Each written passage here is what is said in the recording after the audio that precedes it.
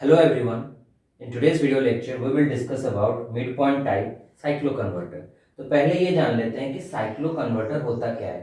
साइक्लोकन्वर्टर जो होता है वो बेसिकली एक fixed AC fixed frequency supply को एक वेरिएबल एसी वेरिएबल फ्रीक्वेंसी में कन्वर्ट कर सकता है। ये इसकी खूबी होती है। ठीक है, तो आज की जो वीडियो लेक्चर होगा वो होगा mid point types step down cycloconverter, जिसमें हम क्या करेंगे, फ्रीक्वेंसी को वेरी करना है तो मतलब कम भी कर सकते हैं और ज़्यादा भी कर सकते हैं। तो यहाँ पे हम basically step down cyclo converter के बारे में पढ़ेंगे, जहाँ पे हम क्या करेंगे, फ्रीक्वेंसी को रिड्यूस करेंगे। और जो सर्किट डायग्राम हमारा यूज हो रहा है वो mid point type circuit diagram use हो रहा है, जिसको यूज करके हम फ्रीक्वेंसी को डिक्रीज करेंगे। वही सेम सर्किट को भी हम यूज करके फ्रीक्वेंसी बढ़ा भी सकते हैं, जो कि हमारा नेक्स्ट वीडियो लेक्चर में होगा, जिसमें हम स्टेप ऑफ साइक्लो कन्वर्टर पढ़ेंगे। सर्किट सेम ही रहेगा, बाकी जो स्विचिंग पैटर्न रहेगा थायरिस्टर्स का वो अलग सा होगा। ओके, तो आज का जो वीडियो लेक्चर है वो बेसिकली है about step down cyclo converter, जिसमें हम फ्रीक्वेंसी को डिक्रीज करेंगे। और फ्रीक्वेंसी डिक्रीज करने के लिए हम जो सर्किट यूज करेंगे वो मिड पॉइंट टाइप सर्किट रहेगा। मिड पॉइंट यहाँ पे क्यों कहा जा रहा है, क्योंकि यहाँ पे जो हम एक ट्रांसफार्मर यूज किए हैं ये एक मिड पॉइंट टैपिंग ट्रांसफार्मर है, जिसका सेकेंडरी में हमारा 50% टैपिंग हुआ है। तो यहाँ पे जो प्राइमरी में हम सप्लाई दे रहे हैं VS सप्लाई, तो यहाँ का सेकेंडरी में कितना वोल्टेज आता है, बेसिकली 2 टाइम्स आता है, बिकॉज ये 1:2 का एक ट्रांसफार्मर होता है। तो इस हिसाब से अगर यहाँ पे VS इनपुट दिया जाता है तो आउटपुट में मतलब सेकेंडरी में कितना वोल्टेज आएगा, 2 times of supply voltage. Okay, और वो जो 2 VS वोल्टेज मिल रहा है उस 2 VS का एक पार्ट जो कि VS है वो ऊपर में इंड्यूस हो रहा है, और जो दूसरा VS का पार्ट है वो नीचे इंड्यूस हो रहा है। ठीक है, बेसिकली अगर तुमको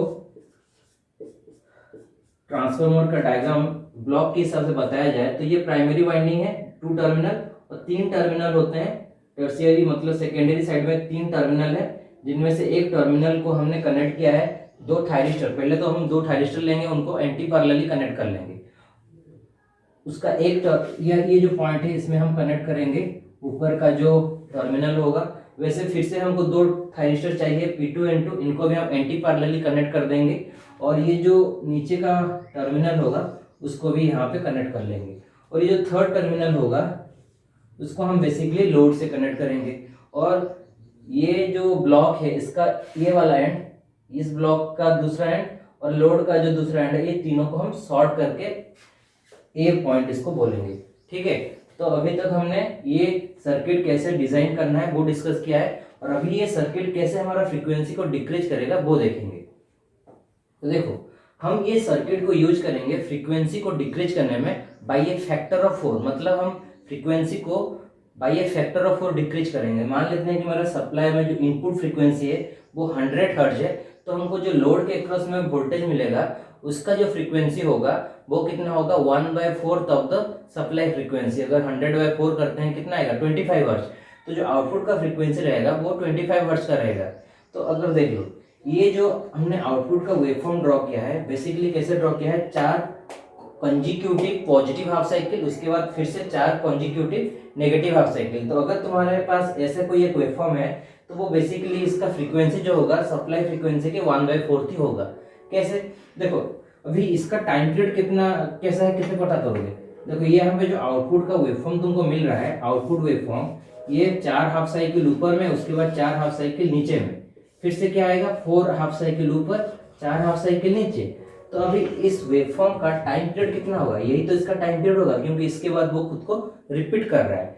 तो ये पूरी इसका टाइम पीरियड हो रहा है। आउटपुट का टाइम पीरियड यहाँ से यहाँ तक डिफाइंड है, और इनपुट का टाइम पीरियड यहाँ से यहाँ तक डिफाइंड है, क्योंकि इसके बाद इनपुट फिर से अपने को रिपीट कर रहा है। ठीक है, तो अब ध्यान से देखो, अगर मैं इसका टाइम पीरियड को T0 से इंडिकेट करूं, T0, और इनपुट का जो टाइम पीरियड है इसको मैं Ti से इंडिकेट करूं, तो ये Ti, ये भी Ti, ये Ti और ये भी Ti, तो कितने Ti, 4 Ti, और वो 4 × Ti इक्वल होगा T0 के साथ, है कि नहीं। इसको जितना टाइम लग रहा है कंप्लीट करने में एक साइकिल, मतलब आउटपुट को, उतने टाइम में इनपुट अपना कितना साइकिल कंप्लीट कर रहा है, 4 साइकिल कंप्लीट कर रहा है ना। तो इस हिसाब से हम ऐसे लिख सकते हैं T0 = 4 × Ti। अच्छा, T0 अगर इक्वल है 4 Ti से, तो मैं 1/f0 = 4/fi लिख सकता हूँ in terms of frequency. time period and frequencies are inversely related, so I can write T naught is equal to 1 by F naught. तो अभी मैं क्या लिख सकता हूँ, F naught is equal to 4 F naught Fi cross multiplication Fi is equal to 4 into F naught. Okay, so इसको मैं ऐसे भी लिख सकता हूँ 1 by 4 Fi equal to F naught. तो मतलब जो आउटपुट का फ्रीक्वेंसी होगा वो 1 by 4 तक इनपुट फ्रीक्वेंसी होगा. ओके, तो अगर मैं ऐसा एक वेवफॉर्म जनरेट करने में सक्सेस हो जाता हूं तो बेसिकली इस वेवफॉर्म का जो फ्रीक्वेंसी होगा वो कितना होगा, आउटपुट फ्रीक्वेंसी कितना होगा, 1 by 4 तक इनपुट फ्रीक्वेंसी होगा. तो मेरा यही एम रहेगा कि मैं ऐसे वेवफॉर्म्स को जनरेट कर सकता हूं जहां मैं 4 पॉजिटिव हाफ साइकिल रखूंगा, उसके बाद 4 नेगेटिव हाफ साइकिल रखूंगा, और इनपुट का जब 4 साइकिल कंप्लीट हो जाए उतने में मैं आउटपुट को ट्राई करूंगा एक ही साइकिल कंप्लीट करवाने का. तभी जाके मैं बोल सकता हूं कि मैं जो ये आउटपुट में मुझे वेवफॉर्म मिल रहा है, तो वोल्टेज मिल रहा है, उसका फ्रीक्वेंसी कितना है, 1 by 4 time the frequency of input. Okay, अभी तक तो ये हमको पता चल गया कि अगर मेरे पास 4 ऐसे ऊपर में पॉजिटिव हाफ साइकिल और 4 उसके बाद कॉन्जिक्यूटिव नेगेटिव हाफ साइकिल आ रहे हैं आउटपुट में, तो ऐसे सिग्नल्स का जो फ्रीक्वेंसी होगा वो 1 by 4 तक इनपुट फ्रीक्वेंसी होगा. ओके, तो अब देखते हैं कि मुझे ऐसे वेवफॉर्म्स को जनरेट करने में क्या करना पड़ेगा. तो देखो, जब इनपुट अपना पॉजिटिव हाफ साइकिल चल रहा होगा, इनपुट का 2 हाफ साइकिल चलता है, एक पॉजिटिव हाफ साइकिल, एक दूसरा negative half cycle. So during the positive half cycle of supply, जब पॉजिटिव हाफ साइकिल चल रहा होगा उस टाइम क्या हो रहा होगा, ये प्लस और ये माइनस हुआ होगा. उसके हिसाब से यहाँ पे जो वोल्टेज इंड्यूस होगा इसका पोलैरिटी क्या होगा, प्लस माइनस, यहाँ पे प्लस माइनस. तो ये प्लस क्या करेगा ना, P1 को फॉरवर्ड वाइज कर देगा, और यहाँ पे जो माइनस है वो N2 को फॉरवर्ड वाइज कर लेगा. तो P1 एंड N2 ये दोनों बेसिकली फॉरवर्ड वाइज कंडीशन में होते हैं जब हमारा पॉजिटिव हाफ साइकिल चलता है. फॉरवर्ड वाइज क्यों हो रहा है, क्योंकि ये जो एनोड है, मतलब इस थायरिस्टर का जो एनोड है उसको पॉजिटिव पोटेंशियल मिल जाता है तो वो फॉरवर्ड वाइज होता है, और यहाँ पे कैथोड को नेगेटिव पोटेंशियल मिला है, इस हिसाब से ये N2 जो है वो भी फॉरवर्ड वाइज कंडीशन में है. अभी फॉरवर्ड वाइज कंडीशन में है, उनको गेट सिग्नल नहीं दिया गया है. तो देखते हैं कि अगर उनको गेट सिग्नल दिया जाता है तो हो क्या रहा है. मान लेते हैं कि मैं P1 को गेट सिग्नल देके ऑन कर लिया, पॉजिटिव हाफ साइकिल चल रहा है, P1 फॉरवर्ड वाइज कंडीशन में है, और मैंने क्या किया, P1 को गेट सिग्नल भी दे दिया ऑन करने के लिए. तो जैसे ही मेरा ये P1 ऑन होता है तो ये प्लस पोलैरिटी जो है वो आके इस A को भी प्लस बना देगा कि नहीं. मतलब अभी A का जो पोलैरिटी होगा वो भी पॉजिटिव हो जाएगा क्योंकि मैंने P1 को ऑन कर लिया है गेट सिग्नल दे के. और अभी ये तुम देख लो, लोड का जब भी ये A का पोटेंशियल पॉजिटिव हो जाए, लोड का इस एंड का पोटेंशियल पॉजिटिव हो जाए, तो मैं कंसिडर कर रहा हूँ कि मेरा आउटपुट वोल्टेज भी पॉजिटिव है, क्योंकि ये प्लस जो है वही तो आके यहाँ पे प्लस हो रहा है. तो मैं बोल सकता हूँ जब भी मेरा A प्लस होता है तो मेरा आउटपुट वोल्टेज भी प्लस है. तो जब सप्लाई का पॉजिटिव हाफ साइकिल चल रहा होता है तो उस टाइम आउटपुट का भी क्या चल रहा है, पॉजिटिव हाफ साइकिल चल रहा है, क्योंकि मेरा A जो है वो पॉजिटिव पोटेंशियल अभी कैरी कर रहा है. तो उस हिसाब से मेरा जो लोड है उसके अक्रॉस में जो वोल्टेज होगा that also have a positive potential when the input is going through it's positive half cycle. जब इनपुट अपना पॉजिटिव हाफ साइकिल से चल रहा होगा तो मेरा आउटपुट भी पॉजिटिव हाफ साइकिल से ही चल रहा होगा. तो अभी ये दोनों ग्राफ को देखो, ये दोनों इक्वल लग रहे हैं कि नहीं, दोनों इक्वल ही हैं. तो इसलिए मैं बोल सकता हूँ कि जब पॉजिटिव हाफ साइकिल चल रहा है और मैं अगर P1 को ऑन किया हूँ तो आउटपुट वोल्टेज जितना होगा इनपुट वोल्टेज भी उतना ही होगा. तो मैं लिख सकता हूँ P1 के लिए supply voltage is equal to output voltage. जो मेरा सप्लाई वोल्टेज होगा, जैसे सप्लाई वोल्टेज होगा वैसे ही मेरा आउटपुट वोल्टेज भी होगा. ये है मेरा जब मैं P1 को ऑन कर रहा हूँ गेट सिग्नल देके. अब देखते हैं कि जब मेरा पॉजिटिव हाफ साइकिल चल रहा है और मैंने N2 को ऑन किया है, N2 को अगर ऑन किया है तब क्या हो रहा है. अगर मैं N2 को गेट सिग्नल देके ऑन करता हूँ तो ये जो माइनस है वो बेसिकली क्या हुआ, ये ऑन है अभी, तो इसके थ्रू से आके ए का पोटेंशियल क्या कर लेगा, अभी माइनस हो जाएगा. ए का पोटेंशियल माइनस क्यों हो रहा है, क्योंकि मेरा जो ये माइनस है वो इसको फॉरवर्ड वाइज किया था और मैंने अभी इसको गेट सिग्नल भी दे दिया. तो ये जो N2 है वो अभी टर्न ऑन कंडीशन में है. ये जैसे टर्न ऑन कंडीशन में आएगा ये माइनस पोलैरिटी जो है वो इस पॉइंट का भी हो जाएगा माइनस पोटेंशियल. तो जब भी ए पॉइंट का पोटेंशियल माइनस होता है तो मैं क्या बोलता हूँ कि मेरा जो आउटपुट वोल्टेज है वो नेगेटिव है. तो आउटपुट वोल्टेज नेगेटिव है तो मैं उसको कैसे रिप्रेजेंट करूंगा, ऐसे रिप्रेजेंट करूंगा. नेगेटिव है, तो नेगेटिव हाफ साइकिल को बेसिकली कैसे रिप्रेजेंट किया जाता है, ऐसे रिप्रेजेंट किया जाता है, ऐसे ही मैंने रिप्रेजेंट किया है। तो अब दोनों को कंपेयर करो, देखो इसका शेप और इसका जो शेप है, सप्लाई वोल्टेज का तो पॉजिटिव हाफ साइकिल चल रहा है, लेकिन आउटपुट वोल्टेज का नेगेटिव हाफ साइकिल चल रहा है। तो दोनों को कंपेयर करने से हमको क्या पता चल रहा है, दोनों इक्वल शेप के तो हैं लेकिन ऑपोजिट के हैं, है कि नहीं। तो ये दोनों इक्वल एंड ऑपोजिट नेचर के हैं, तो मतलब जब N2 ऑन होता है, output voltage simply equal to minus of supply voltage, ऐसे मैं बोल सकता हूँ, output voltage is equal to minus of supply voltage.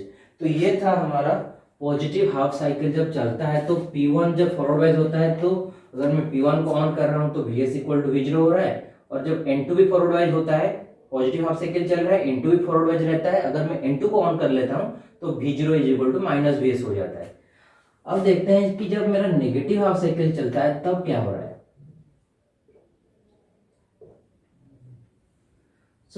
जब भी मेरा नेगेटिव हाफ साइकिल चलेगा तो ये माइनस होगा, ये प्लस, उस हिसाब से minus plus minus plus. Okay, so during negative half cycle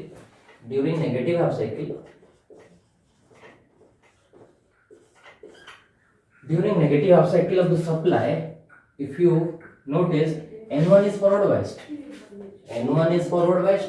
और कौन फॉरवर्ड वाइज हो रहा है, ये प्लस किसको फॉरवर्ड वाइज कर लेगा, P2 को फॉरवर्ड वाइज कर लेगा, P2 is also forward wise. अब देखते हैं कि अगर N1 फॉरवर्ड वाइज है और मैं इसको गेट सिग्नल भी दे रहा हूँ, ऑन कर रहा हूँ, तो मेरा आउटपुट वोल्टेज और इनपुट वोल्टेज में रिलेशन क्या रह रहा है। तो अभी देखो इनपुट का कौन सा हाफ साइकिल चल रहा है, नेगेटिव हाफ साइकिल चल रहा है, तो इसको मैं कैसे रिप्रेजेंट करूंगा, ऐसे रिप्रेजेंट करूंगा। नेगेटिव हाफ साइकिल को कैसे रिप्रेजेंट किया जाता है, ऐसे। तो यहाँ पे मैं ऐसे रिप्रेजेंट कर रहा हूँ, सप्लाई जब उसका नेगेटिव हाफ साइकिल चल रहा है और मैंने किसको ऑन किया है, गेट सिग्नल देके N1 को ऑन किया है। तो अगर N1 ऑन होता है तो ये माइनस जो है वो आके यहाँ पे अपियर करेगा, और जब भी ये ए पॉइंट का पोटेंशियल माइनस होता है, मैं क्या बोलता हूँ कि मेरा आउटपुट वोल्टेज अभी नेगेटिव है। आउटपुट वोल्टेज नेगेटिव है तो इसका शेप कैसे रहेगा, ऐसे रहेगा, है कि नहीं। आउटपुट वोल्टेज नेगेटिव है, whenever the potential of A is negative, consider the output voltage to be negative, the output voltage is negative. If the potential of A is positive, consider the output voltage to be positive. So here the potential of A is negative, that means the output voltage is negative. And if the output voltage is negative, how its shape is going to be? Like this. Now compare these two shapes. You will find that both the shapes are exactly equal to each other. That means I can say output voltage is equal to supply voltage. There is no difference between them. They both are identical in nature. Okay. Now consider I am giving the gate signal to P2. If I give the gate signal to P2, and negative half cycle is going on, that means P2 is under forward bias condition and I am giving the gate signal to P2.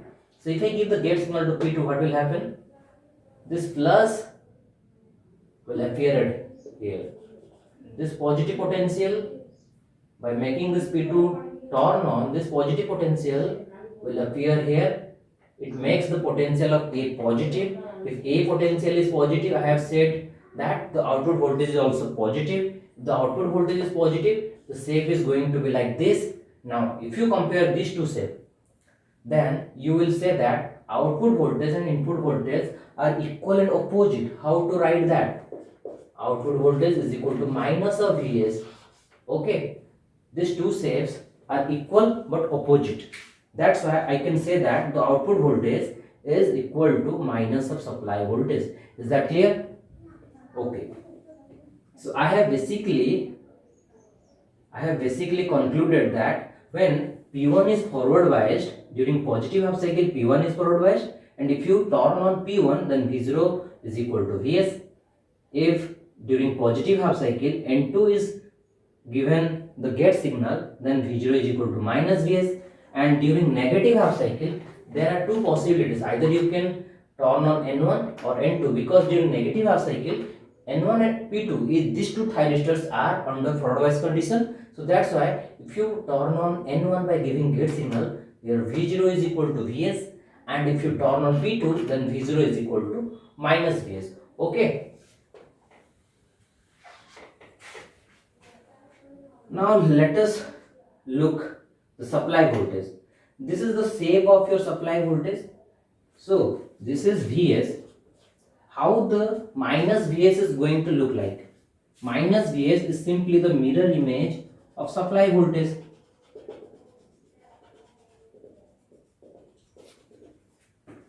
this dotted line represents minus Vs. If this dash line represented Vs, then this dotted line will represent minus Vs. Okay, equal and opposite. Okay, so I want to have a output voltage looking like this. So if I need a output voltage shape like this, that means my output voltage should be look like my supply voltage, and this is the positive half cycle. So during positive half cycle, if you want your output voltage to look like the supply voltage, you need to turn on P1. So that's why I will turn on P1 by giving the gate signal for the first positive half cycle. Then here the negative half cycle is going on. Here the negative half cycle of supply is going on, but I want the output whose shape will look similar to minus Vs. My output voltage should look like minus Vs. How I can get my output voltage look like minus Vs? My output voltage should look like minus Vs if I give the gate signal to P2. So I will give the gate signal to P2 because this is the negative half cycle. Supply's negative half cycle is going on. That means I have two choices. Either I can give gate signal to N1 or gate signal to P2. I will choose P2 because if I choose P2, then only my output voltage will look like minus Vs. This is the shape of minus Vs, and if I choose P2, if I give the gate signal to P2, then my output voltage will exactly look like minus Vs. Getting? Okay. If you look next, this is positive half cycle is going on. So during positive half cycle, you can turn on P1 and your output voltage is going to look like your supply voltage.